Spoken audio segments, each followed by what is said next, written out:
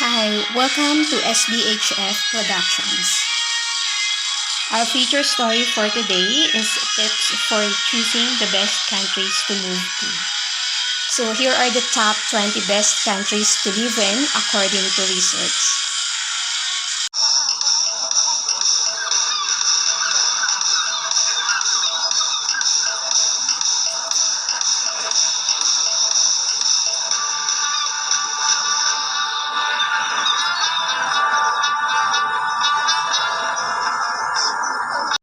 I know all of us has the dream of moving to the best country in the world to live in.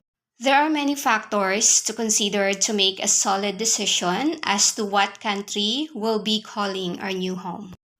Some of these includes political stability and safety, economic opportunities, cultural openness and acceptance, language and communication, ease of obtaining visas and permits, infrastructure, and transportation. This year, 2024, the Wharton School of the University of Pennsylvania in the USA and the BAV Group joined forces to come up with a list of the best countries to live in. Beyond the essential ideas of broad access to food, housing, quality education, healthcare, and employment, quality of life such as job security, individual freedom, and environmental quality. Through all phases of life, these countries are seen as treating their citizens well. And based on their assessment on quality of life, here is a list of top 20 countries in the world to live in. Number 1 on the list is Sweden. The Kingdom of Sweden expands across much of the Scandinavian peninsula and is one of the largest countries in the European Union by landmass. Its capital city is Stockholm and was founded in the 13th century.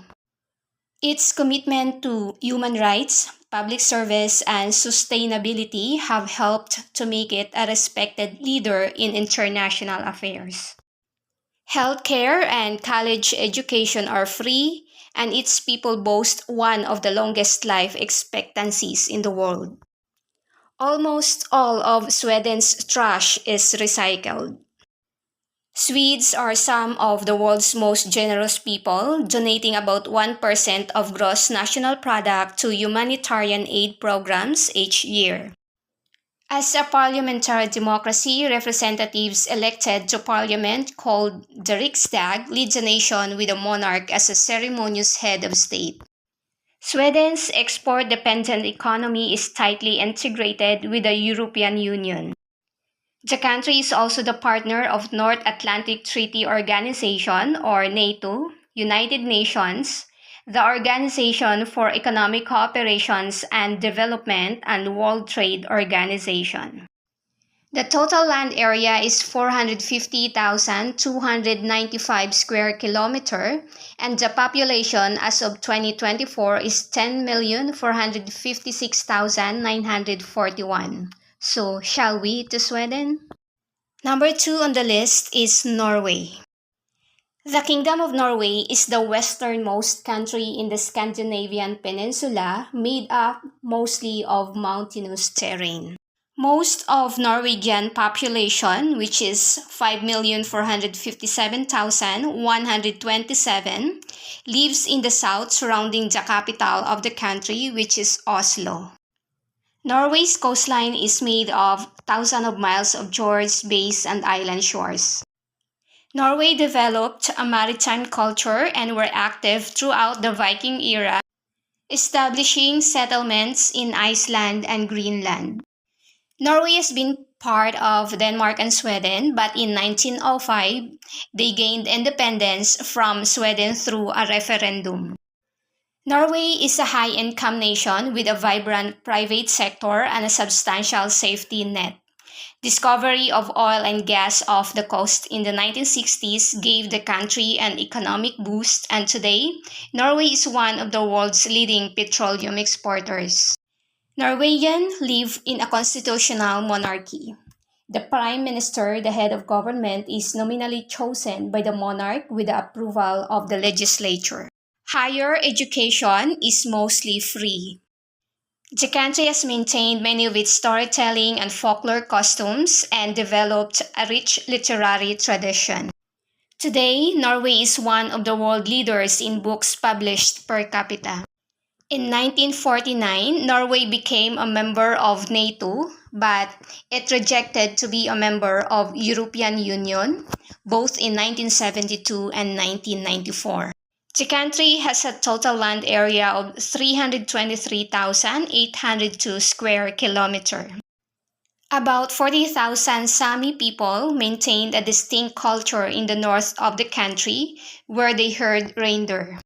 I think Santa is always there in December to pick up Rodolph.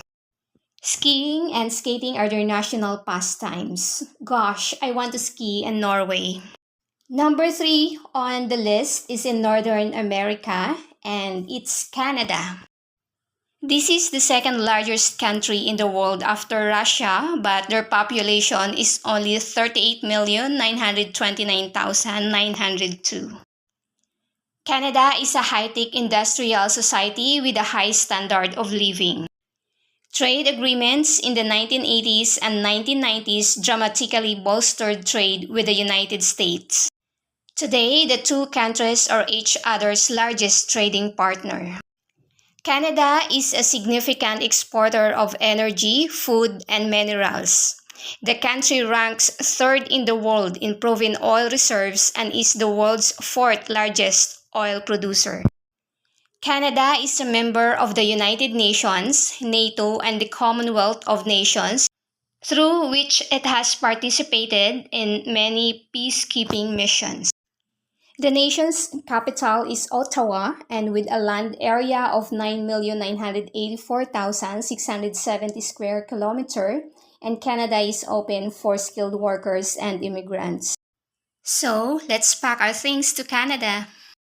The fourth on the list is another one from Scandinavian Peninsula, the Kingdom of Denmark.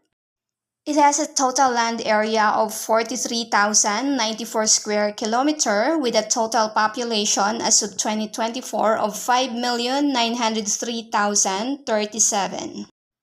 Copenhagen, Denmark's capital, is home to notable institutions such as the Copenhagen Stock Exchange. The capital also serves as a hub connecting Northern Europe with the rest of the world, with the largest international airport in Scandinavia, an active port, a subway system, and the Øresund Bridge connecting the city to Malmö, Sweden. Oh gosh, I want to cross that bridge too. Since 1849, Denmark has operated under a constitutional monarchy. The Folketing is Denmark's supreme legislative body. Its members are elected by the Danish people. The Danish government is perceived as highly stable and very transparent. Through progressive taxation, Denmark employs a universal healthcare system in which citizens receive mostly free medical care, and higher education is also free. Denmark has several leading industries including food processing, tourism, and the production of iron, steel, and machinery. Its main exports are processed food, agricultural and industrial machinery, pharmaceuticals, and furniture. The country is the founding member of NATO, European Union, United Nations, the Nordic Council, and the Organization for Economic Cooperation and Development, and the Organization for Security and Cooperation in Europe. Denmark's economy combines a flexible labor market with a policy for the unemployed. So, let's work to Denmark. Number 5 on the list is Finland. This is the home of Nokia brand. The capital is Helsinki and land area is 338,145 square kilometers with a population of 5,556,880. It is bordered by Norway, Sweden, Russia, and the Baltic Sea. Finland is a bilingual country. Finnish and Swedish are both official languages. Sweden and Russia alternatively ruled Finland from the late 12th to early 20th century. The country declared independence following the Russian Revolution in 1917. It functions today as a parliamentary democracy and an international leader in providing education, and it ranked highs for its performances in civil rights, press freedom, and quality of life. The country was one of the first in the world to grant women the right to vote and was the first country to legalize universal suffrage, the right to vote, and run for government office. The country's economy is primarily geared toward free market capitalism, and one third of the country's GDP comes from international trade. The country is a member of major international organizations like United Nations, World Bank, and European Union, and the Nordic Council. For many years, Finland was ranked number one as the happiest country in the world. According to former Finland Prime Minister Sanna Marin, Finns generally aren't the most cheerful. It's such that they have a good society, fueled in part by a welfare model that enables everyone to have a good life. That's why they are happy, and we all want that, right? Number six is Switzerland. It is officially called the Swiss Confederation and just a small country in Central Europe made up of 16,000 square miles of glacier carved Alps, lakes, and valleys. Switzerland is one of the world's wealthiest countries and has been well known for centuries for its neutrality. Way back in 14th century, it has been part of the Holy Roman Empire. The capital is Bern. Land area is 41,277 square kilometer and population is 8,769,741. It has low unemployment rate. They have skilled labor force and one of the highest gross domestic products per capita in the world. The country's strong economy is powered by low corporate tax rates, a highly developed service sector led by financial services and high-tech manufacturing industry. Most of its citizens live in towns and cities, and the most populous is Zurich, the most cosmopolitan city.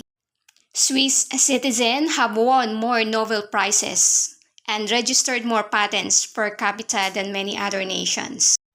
The country also has been notable for its secretive banking sector, through reporting rules and legislation have led to more transparency. Switzerland's neutrality has long been honored by its European neighbors. The country didn't take a side in either of the world wars and is not a member of the European Union. As a result, Switzerland, particularly in Geneva, is a popular headquarters location for international organizations such as the International Committee of the Red Cross and the United Nations. In 2002, finally, Switzerland has been a member of United Nations. The country is also a member of the IMF, WTO, and the World Bank. So you want to be rich? Let's move to Switzerland. Number 7 on the list is Netherlands. Oh my gosh, who wouldn't love its capital, the Amsterdam? The country has a total land area of 41,543 square kilometer and a population of 17,703,090 people.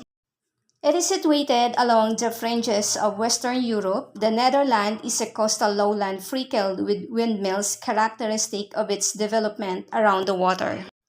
The Kingdom of Netherlands emerged in 1815 after years of Spanish and later French occupation. In 2010, a collection of island territories in the Caribbean known as the Dutch Antilles were disbanded, but Aruba, Curacao, and Saint Martin remain constituent countries within the kingdom. Oh, Aruba is part of the Kingdom of Netherlands. People here called the Dutch. The country became the first to legalize same-sex marriage, hello to LGBTQ, and national stances on drugs, prostitution, euthanasia, and abortion are liberal. Liberated than USA, huh? The country also boasts highest concentration of museums in the world. It was the birthplace of Rembrandt and Van Gogh, as well as the microscope, telescope, and thermometer. More than 1,000 bridges and 20,000 miles of bike paths connect the densely populated nation. Much of the country is underwater, and the 60 million people that touch down in capital city Amsterdam's Schiphol Airport each year land more than a dozen feet below sea level. The seat of the government is located about 40 miles southwest of The Hague. The Dutch operate under a constitutional monarchy with an elected parliament. Around the world, when we say Netherlands or Amsterdam, first come to the people's mind is, of course, the famous flower tulips. This high-income developed nation is one of the world's leading exporter of agriculture, an industry that has become mostly mechanized. The Netherlands is active in United Nations peacekeeping efforts and headquarters the International Court of Justice and the International Criminal Court in The Hague. It was a founding member of NATO and the modern-day European Union, of which it has been quite vocally supportive. I think most of us want to be surrounded by tulips, and Netherlands is the answer. Number 8 is the land down under and the country that is also the continent, Australia. The Commonwealth of Australia also occupies some islands, most notably the Tasmania. Indigenous people occupied the land for at least 40,000 years before the first British settlements of the 18th century. That's why Australia has a parliamentary democracy government similar to the United Kingdom. And also their language, right? So Australian English and British English are similar and has a little bit of difference from American English. In 1986, the nation ended all constitutional ties to the United Kingdom, although Queen Elizabeth II remains the ceremonial head of state. And today, 2024, it is King Charles. Australia is considered a wealthy nation with a market-based economy that has a comparatively high gross domestic product and per capita income. Its economy is driven by the service sector and the export of commodities. The nation has a high rate of participation in sporting activities and boasts a comparatively high life expectancy for both females and males. Australians remain particularly concerned about environmental issues according to survey and government data. The country has ratified the Kyoto Protocol, the United Nations treaty that calls on nations to reduce greenhouse gas emissions. And they are also a member of major international and regional organizations, including the United Nations, the Group of 20, the World Trade Organization, the Organization for Economic Cooperation and Development, and the Commonwealth of Nations and Asia-Pacific Economic Cooperation. So if you're looking for a country that has a good job market, affordable, economically stable, family-friendly, income equality, and political stability, it's in Australia. The capital is Canberra and it has a population of 25,978,935 people as of 2024, and the total land area is 7,741,220 square kilometer. Quite big, right? And I think Australia is waiting for us, so let's go. Number 9 is Germany.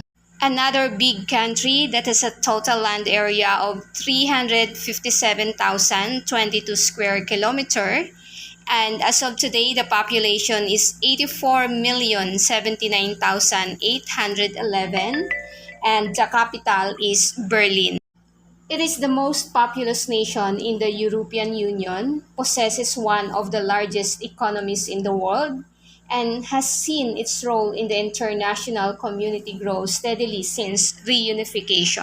So I remember the world history subject during the fall of the Berlin Wall in 1990 and the reunification that happens after the fall of the East German Communist state. Germany now is parliamentary democracy. Germany employs a social market economy, open market capitalism that also carries certain social service guarantees. Its economy is one of the world's largest, and Germany is one of the globe's leading importers and exporters. Services, which include industries such as telecommunications, healthcare, and tourism, contribute the greatest amount to the country's economy. Industry and agriculture are other significant economic sectors. Germany possesses a highly skilled, affluent workforce. The overwhelming majority of citizens here are ethnic German, with some Turks and other Europeans. Germany is one of the world's most popular migration destinations because of its open door policy. The country produced some of the world's leading figures in the natural and social sciences as well as the arts. The land that gave birth to the modern printing press, Ludwig van Beethoven and Immanuel Kant, has strong traditions in literature, music, and philosophy. After World War II and the end of Nazi power, Germany belongs to major international organizations including the United Nations, the European Union, Group of 20, NATO, and the Organization for Economic Cooperation and Development. Since it has an open door policy, shall we? Number 10 on the list is another country in the land down under, the New Zealand. The capital is Wellington. Population as of today 5,124,100 people, and total land area is 268,838 square kilometer. It is an island nation in the Pacific Ocean southeast of Australia and has British and Polynesian influences. The nation's impressive mountains and pristine beaches has seen on the movie Lord of the Rings trilogy. The export market of the country, abounding with dairy, sheep, beef, poultry, fruit, vegetable, and wine, was opened beyond the United Kingdom, and manufacturing and tourism were expanded. Today, 70% of Kiwis, a common term for the people of New Zealand after a native flightless bird, the kiwi, are of European descent. Per capita income remains high, and education expenditures as a percent of gross domestic product are some of the highest in the world. Though the British monarch remains head of state, New Zealand has operated under an independent parliamentary democracy led by a prime minister since its independence in 1907. The Kiwi spirit and culture are personified by such notable natives as Sir Edmund Hillary, who first climbed Mount Everest in 1953, and Lord Rutherford, who split the atom. The bungee jump, Hamilton jet boat, Riffrace Weasel, and frozen meat are also credited to New Zealanders. Since 1980, New Zealand has been a nuclear-free zone. It is a leader in peacekeeping and global security and party to key international organizations, including the United Nations, the Organization for Economic Cooperation and Development, the Asia-Pacific Economic Cooperation and Pacific Island Forum. New Zealand, wait for us, we're coming. And that is the first part, the top 10 best country in the world to live in. So watch out for our next video, the rank number 11 to 20, and one country is in Asia is included. So watch out for it. Thank you for watching.